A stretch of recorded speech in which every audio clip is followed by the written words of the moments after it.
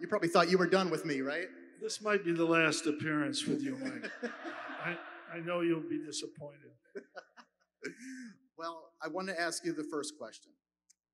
What stood out to you in watching the movie? Well, first of all, it's an unbelievable job that you and your people have done. Thank you. Thanks to syracuse.com. It really couldn't be better. And what I always like to see is when you get to hear the players and what kind of people our players are is what you see. And win and lose, they're like that. I think that's one of the things I'm most proud of about the 47 years that I was fortunate to be here and coach. The players that we have produced that have come to Syracuse, an unbelievable group of young men who have always represented Syracuse University and their families at the highest possible level. And I think that's the thing that I'm most proud of the time that I've had. It's the players that I've been able to work with, the coaches. And I just would like to end this little long answer to your question. I've always known that if I give long answers, I will have to answer less questions. But I remember Troy Weaver coming into my office and saying, we have to go see this kid. We can win the national championship with him. That's exactly what Troy Weaver said. And I didn't believe him. But we went there, and he's right. After 5 minutes, I said, why weren't we here sooner? And yes, we can win the national championship with that guy.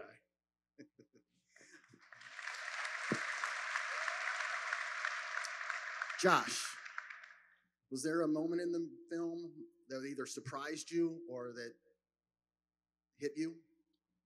Well, first and foremost, I got to give a shout out to Troy Weaver for believing in me. He came and saw me. I played against his travel ball team, the DC Elite, which was elite, legit elite. And I showed up. I showed him that I could play.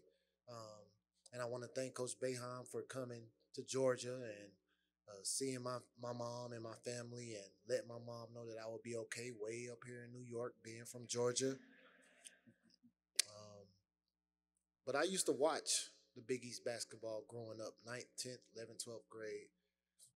Funny story, 9 and 10-year-old recreation basketball. I played for the Orangemen. It was orange, blue, and I'm all the way in Georgia. So that just lets you know the reach of Syracuse.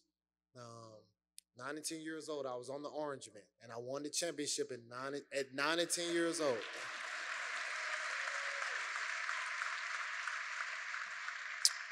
But for what Coach Boeheim accomplished in his time here, y'all lucky. Y'all blessed to get somebody like this.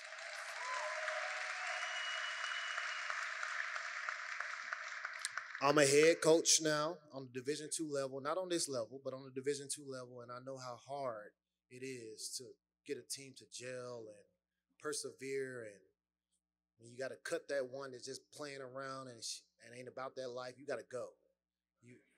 I know you on academic scholarship, but you got to go because you're not about what it takes to be a teammate.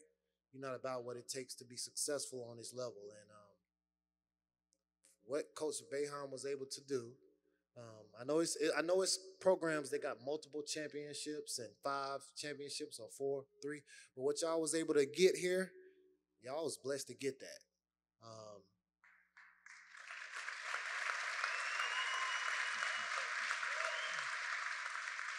To all my teammates, and I'm gonna make sure I get this all out because I don't know if I get the opportunity again.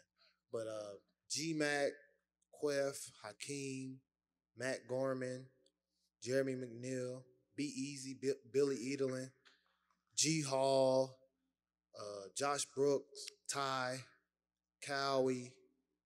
Who else am I missing? Rev. Oh, Big Rev. Yep. Y'all had a really good group. It's not easy to win a championship. Melo, obviously. obviously. But it's not easy to accomplish what we accomplished. And Coach did a hell of a job to get that type of talent, even before that group, to get that type of talent that he got. And y'all lucky to have somebody like him to get this program to the point to where it is now. So Coach Boeheim, I appreciate you. I know I ain't talked much when I was in college. I was trying to figure my life. I was trying to figure it out. I appreciate you for testing me and not giving it to me and making me work. So when I got the opportunity to be great, you let me be great. Thank you. I'll never forget Josh Pace going to his house 10, 15 minutes in. His mom started crying. I said, what? She knew already, before we even did any visits or anything, that Josh was coming to Syracuse, and she just didn't want him to go that far. But Coach, I'm telling you, I used to watch. I was watching you my freshman year in high school, my sophomore. This is the Big East. If you get an opportunity to play in that, so I appreciate that. Well, I told his mom we'd take care of him, and I think we did. And he's a special player because it's hard when you're really, really good to come off the bench. It's hard when you're really good. And Josh Pace is really good.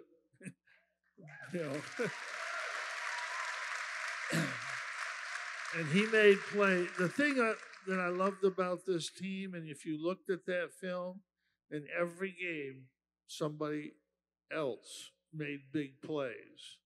You didn't see it as much Oklahoma State, but Billy Edelin won the game for us. We never would have won the game. We never would have been in the game if Billy wasn't there. And no question. We never would have won the Oklahoma State game without Jeremy McNeil being in the back there. And each one of these guys had their moments, and even Queth. And, it was pretty obvious that people think I picked on Queth. It's true. I'm glad you acknowledged it. And I acknowledge it. And I think you needed it, and I think you became a great player because of it. And I didn't really love doing it every step of the way. A little bit, maybe. You definitely enjoyed it. But I saw you go from being a good player, not that aggressive, to a great player, aggressive, and a leader of the team and a leader out in the world. And that's pretty good.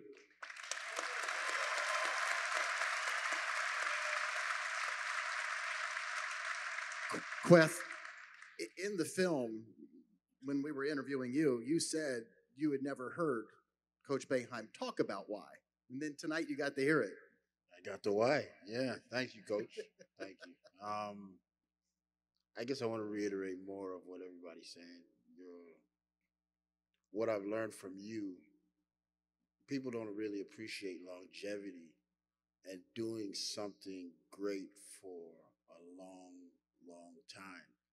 The world we live in now is just, social media, snippets, everybody wants satisfaction now. But the fact that and I heard Coach Red when you handed the reins over to him, he talked about the standard which was created. And that's really hard to do. And that's one of the things I learned from you is the consistency in doing something good for a long time. And it's underappreciated. And what Josh is saying is true. So you've done a great job. I'm glad to be part of your story. the Syracuse University story. And, what you do is going to live forever. And we need a statue somewhere.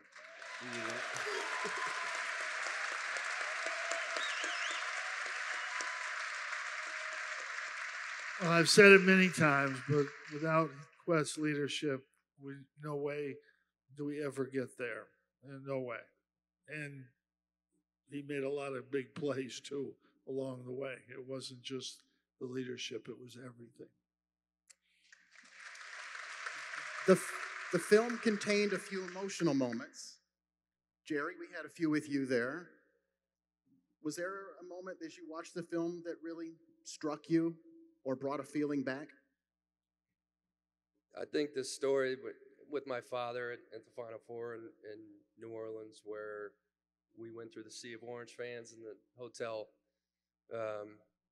that probably is my proudest moment, just in terms of he was the guy from day one that pushed me, that understood that I had a dream, and he put all his extra hours into those moments with me in the gym at a young age. So I think that point, but more so like watching it over, I think it's, like listening to Julie talk about coach's experience. Like that's the one thing that I've talked about over all these years, is to be connected to the one group. Coach calls it relief. Like to be able to be that one team. You hear Josh and Quet talk about the longevity in Coach's career, and there was one thing that he was missing. So to see those moments that they were able to share as a family, that was the first time I've seen the pictures from the Smith and Walensky dinner.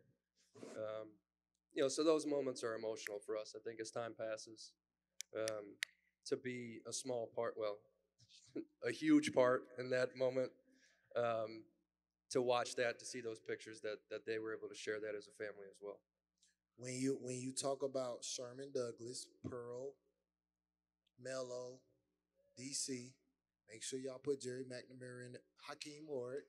Make sure you put Gerry McNamara in there too.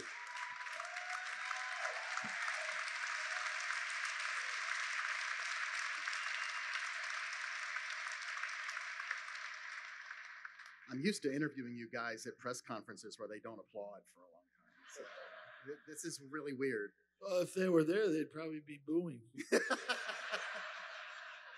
One of us. I'll just keep teeing them up. All right, you hit them right down the middle. Jim, we used Gerry's quote, "Will to win," as the title of the documentary. What's the best example of that will to win that you saw in this team? Well, there's a lot of them, but when he went into the locker room with the gash in his head, he just put us ahead, but the game was obviously in doubt. And our trainer, who was one of the great trainers of all time, Brad Pike, was wanted to take him in there. And I said, just get him back out here, like now. And, Gerry wasn't in there very long.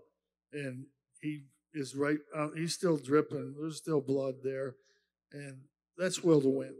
He's not thinking, I don't know, or Carmelo Anthony's back. It was bad. When you have the will to win, you don't think about those things. You go and you play until you can't play anymore. And that's what this team did. They were not going to be denied. Kansas was a great basketball team. They weren't good. They were a great team. They beat Marquette by 40 points, whatever it was. And we played a gut game. We just went out and made the plays that had to be made. And if you watch the game ever in its entirety, you'll see a play that Josh Pace made that won the game. They were coming back. They had us. They stole the ball, although you did turn that over. Coach, I knew I had to fix it, though. Yeah. And that's what great players do. He made a mistake. He turned it over. I don't know how he got back there, but he got back there and stole it back, threw it right to Melo. And the lead was down to 2, maybe, I think, at the time, and Melo right in front of me. I was thinking, okay, when it went in. And it got us on a little run. because you had to have space. Kansas was that good. And, I mean, it was a will-to-win game.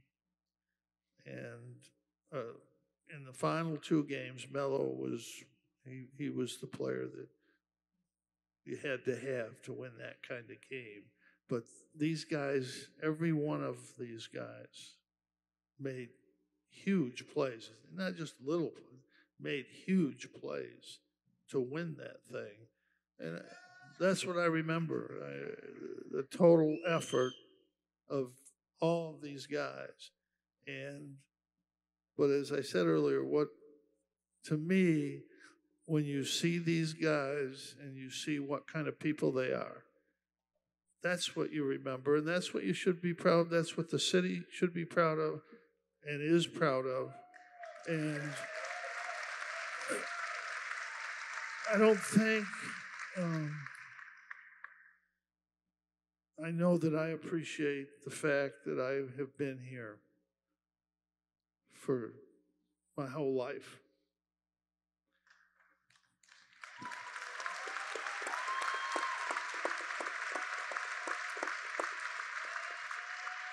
So if we're talking about the fans, let's stay on that subject for a minute. Queth, you've traveled the world for work. Josh, you've played all over the world.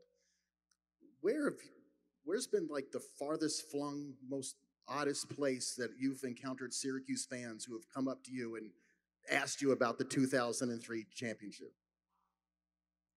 I think what makes the Syracuse story full circle, for me, John Boeheim is on this team, or this last year's team. So where I come from is South Sudan. South Sudan has been ravaged by war, and you have displaced children who travel thousands of miles from their home to be taken care of by the United Nations in these refugee camps. So I've been to those refugee camps, and John Boeheim tells me the story of him wearing a Syracuse number 13 jersey when he was displaced in the early 2000s, late 90s. So people don't really understand the reach of, one, the game of basketball, and then what we do here and what I've done here in Syracuse. It's changed lives. And that's just a personal story. That's my link. And he loved Syracuse in a refugee camp running away from war, you know? So that's like, it's powerful to me.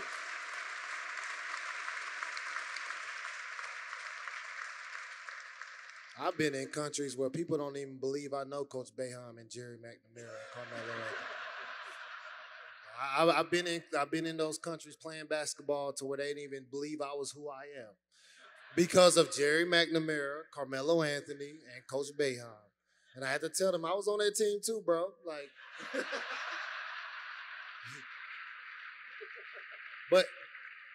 but all seriousness, Syracuse fan base, Coach Boeheim, and I'm gonna give you your flowers now. What you've done with this program and everything that you've done, it's all over. I've been in New Zealand, I've been in Europe, I've been in Australia, and they ask me all the time, how is Coach Boeheim? And I tell them the truth. He ain't for everybody. You got you got to be a hooper. You got to be a real hooper to play for him. And you got to be really about this life because he will check you at the door and make sure that you really about this life. I'm gonna say this real quick, Mike, and I'm done. To give testament to my boy Quell. It was one time, Coach Bay, I don't know if it was my freshman or sophomore year, but you ain't never get me like you used to get Quell.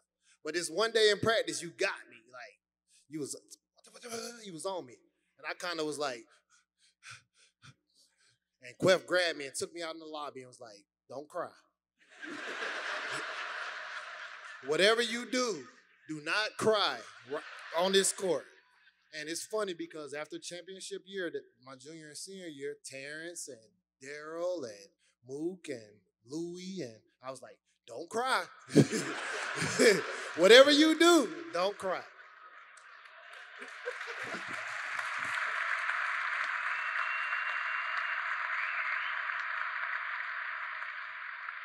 That's why I don't let people come to practice.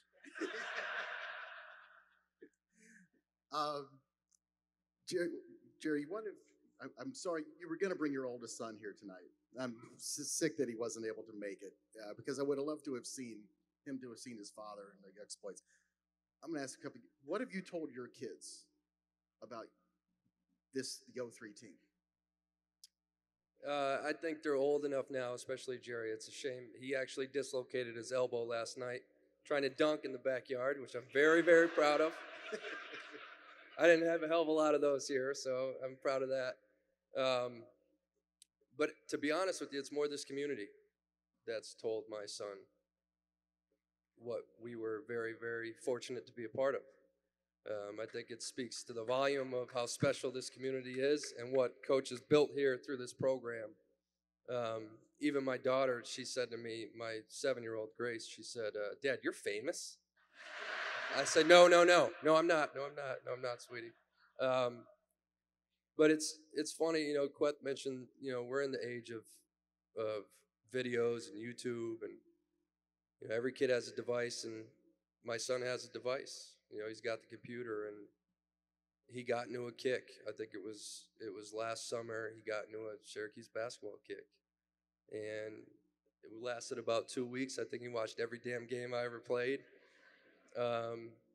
You know, so we had those conversations. I explained to him how special it is, and it doesn't happen by accident. And if it's something that he wants one day, you got to start now. You got to start now and put in the work. I'll be there every step of the way, the same way that my father was for me. Yeah. I'll let you tell him. So, you know, it's tonight would have been an incredibly special moment for me to share with my wife and him, but I guarantee you we'll be watching this again. That's for sure. This was incredible, really. For everybody that put this together, you know, we talked about it in the second and third row. Rev, Tyrone, Jonathan, we were just talking about it, JP and Queth. Think about, we went 20 years where we weren't able to celebrate this together. Now we've all seen each other twice in the last 3 weeks. So thank you for allowing us to be a part of each other's lives, because this is special for all of us.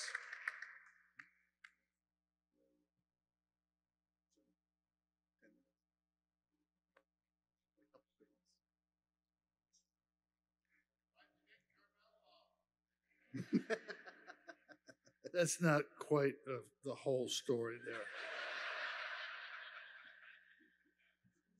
He likes that story, but he was leaving. Anybody up here ride a horse or ATV at Gerry Hall's house? Not me. I wasn't riding no horse.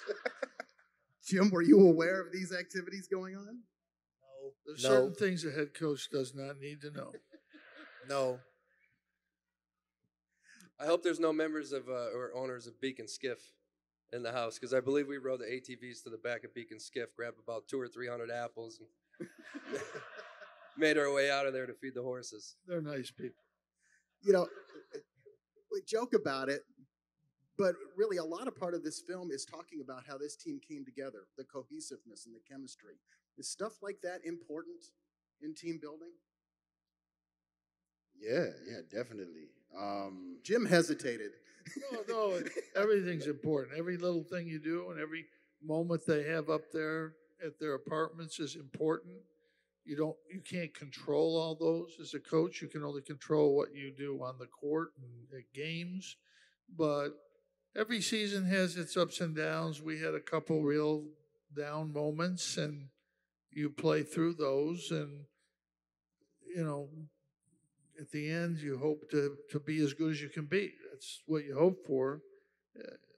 It's not always going to be a championship, and sometimes it might not be even a great year, but you try to get to be the best you can be, just like everybody tries to do. And that's what we've tried to do. I think the one thing in the last 4 weeks that I've found, because I've never looked back, I always look forward, because I'm worried about the next recruit. Adrian's worried about that now. I'm not worried about that. We've got the right guy to worry about that. But the one thing that I've felt now that I'm aware is how the people really all over, but how the people here in Syracuse feel about our basketball program. I don't think it's appreciated enough by groups of people, but it is by me, and it really is by people outside the community. But going around town and seeing the people and talking to people, not even people that come to games, just people that follow our team, and how important it really is and has been to them. And I'm just proud that we were able to do what we could do to make them proud of us. And I'll be forever grateful to have been able to come here as a walk-on and to be here 61 years later. You can't be any luckier than I've been. You just can't be. This is my last question for the panel. I'm going to ask it of each of you. We'll start down at the far end with Josh. How did the 03 championship impact your life? Well, I want to say this again because I know he's here. Shout out to Troy Weaver. Y'all don't know the impact that he had on me individually, and then in terms of our culture outside of coach and what happened after the championship and what he was able to bring to the table. It's life changing, man. Mike, like I'm telling you, I'm in other countries. I've played overseas for 10 years, had a pretty successful career outside of the NBA to get my opportunity there. Got cut a couple times, but when I went overseas and played ball and, kind of did my thing, people knew who I was. People knew who we are. People know our culture and our fan base. So it was really cool to see the impact that, again, Coach Boeheim did an excellent job with this program. He built it from scratch, pretty much for the most part. And again, I'm gonna say it again, y'all. We are lucky to have somebody like that to get us to this point. It's well said. I actually want to add to the first question you had asked about like the team chemistry and stuff like that. Sure. This group of guys that Coach Boeheim, Troy Weaver, Hop, and Coach Fine brought together. In all the years that I was there, this was the group where from the first guy all the way down to the managers, everybody had a relationship. There, Gerry's got stories with everybody. I've got stories with everybody, and everybody got along in a way that I hadn't seen in all my years here. There was always cliques. There was always interest. When coach changes the lineup, sits guys, things change. You guys go their ways. But that year, regardless of what happened on the court, the relationships between the guys, and I think all of that happened off the court. And the culture that Josh is like alluding to, Coach Weaver and I were talking about it today, and he talked about the intelligence of everybody on the team that people don't talk about much. These are some of the smartest guys I've ever been around. And that's why Coach Boeheim said they're all successful in life and they had high basketball IQ. There's no one on that team that ever really made stupid, idiotic basketball plays. Guys played hard, guys played together, guys shared the ball. And, the culture just was different that year. And I think that's why you got this mesh that led us to a championship.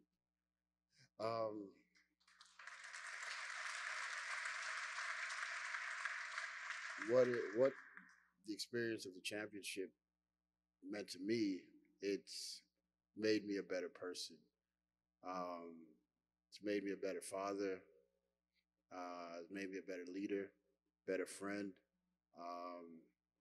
All that yelling that coach does, helped me move on in life, dealing with hardships.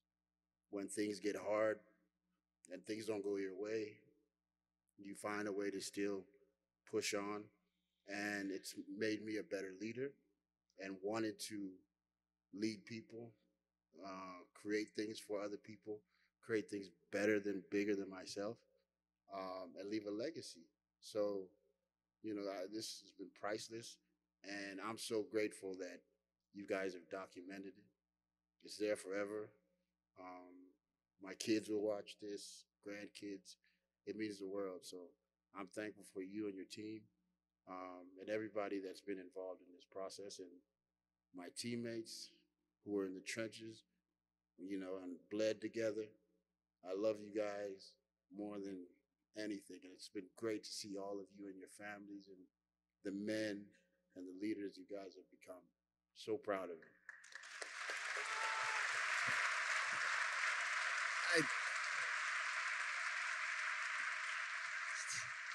It's tough to follow.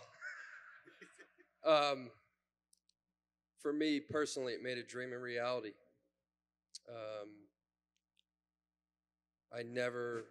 Every day I went into the gym and worked, it was to experience an opportunity of a lifetime like we had. But none of that's possible without the players that I played with. I hope that, on that special night where my jersey was retired, that I made that clear to them, that I didn't think that I would have had the career that I had if I hadn't played with special players, and I did. But because of that experience, it somewhat solidified and justified all the hours and passion and work that I put in to make a dream a reality. But it also gave me motivation moving past that year to always have that same dream, because we did it. It is a reality. And I know the women's lacrosse team is here tonight. Yes. And if you've taken anything, hopefully, from tonight, it's the fact that you have a group of, at the time, young men that put it all on the line for each other.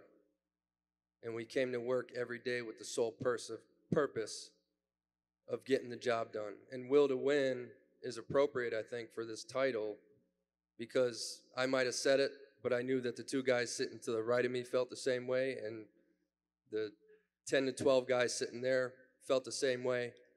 And for you young women, you come to work tomorrow with the same purpose, because that dream is within reach. It is a reality. And if you share it with each other and have the sole purpose to complete it, we're proof it can happen right here. So for me, it's just a memory of a lifetime, something I'll never forget. There's not a day that goes by that I don't think about it.